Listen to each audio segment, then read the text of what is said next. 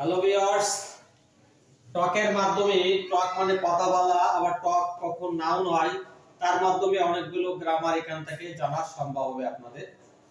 It is the talk of the campus. It is the talk of the campus. এখানে টকটা কোন part of স্পিচের কাজ করতেছে? টক। এখানে টকটা নাউনের কাজ করতেছে। কিসের কাজ করতেছে? নাউনের কাজ করতেছে। কারণ আর্টিকেল রয়েছে, অর্থাৎ ডিটারমিনার রয়েছে। এ এন্ড ডি কে আর্টিকেল বা ডিটারমিনার বলা হয়। তাহলে এ এন্ড ডি এর পরে সব সময় যেটা বসে সেটা নাউন হয়। তা একটা এখানে ডিটারমিনার বা আর্টিকেল। তা সেহেতু টকটা এখানে টকটা নাউনের কাজ করতেছে। কিসের কাজ করতেছে?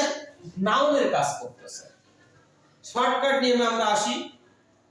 Shortcut determiner plus noun, determiner plus noun, the talk, the talk, the talk. The একটা ডিটারমিনার আর টকটা আছে noun. Determiner plus adjective plus noun, determiner plus adjective plus noun. The talk show, the talk show বলতে পারেন বা দা talk show. তাহলে এখানে টকটা দেখুন কাজ করতেছে কিসে? অ্যাডজেক্টিভ। কিসের কাজ করতেছে? অ্যাডজেক্টিভের কাজ করতেছে, কারণ দা একটা ডিটারমিনার, পরে নাও শো একটা এখানে নাউন। শো কি কাজ করতেছে? নাউনের কাজ করতেছে। শো এখানে আছে একটা নাউন, দা টক শো বা দা টক শো। তাহলে আমরা টিভিতে দেখি দা টক শো বা দা টক শো। তাহলে দা একটা ডিটারমিনার আর টক এখানে অ্যাডজেক্টিভ আর শো এখানে noun. Determiner plus adverb, determiner plus adverb plus adjective plus noun. দেখুন the very talk show, the very talk show.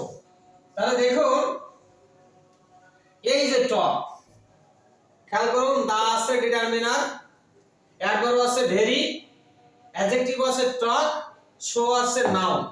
আমি আবার বলছি, দা আছে ডিটারমিনার, ভেরি আছে অ্যাডভার্ব আর টক আছে, এখানে টক আছে অ্যাডজেক্টিভ আর শো আছে নাউন। তাহলে এই ক্লাস থেকে আমরা টকের মাধ্যমে জানতে পারলাম বিভিন্ন parts of speech. Thank you everybody. আল্লাহ হাফেজ।